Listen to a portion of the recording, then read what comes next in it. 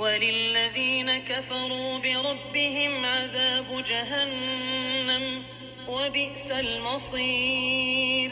إذا ألقوا فيها سمعوا لها شهيقا وهي تفور تكاد تميز من الغيظ كلما ألقي فيها فوج سألهم خزنتها ألم يأتكم نذير قالوا بلى قد جاءنا نذير فكذبنا وقلنا ما نزل الله من شيء إن أنتم إلا في ضلال كبير.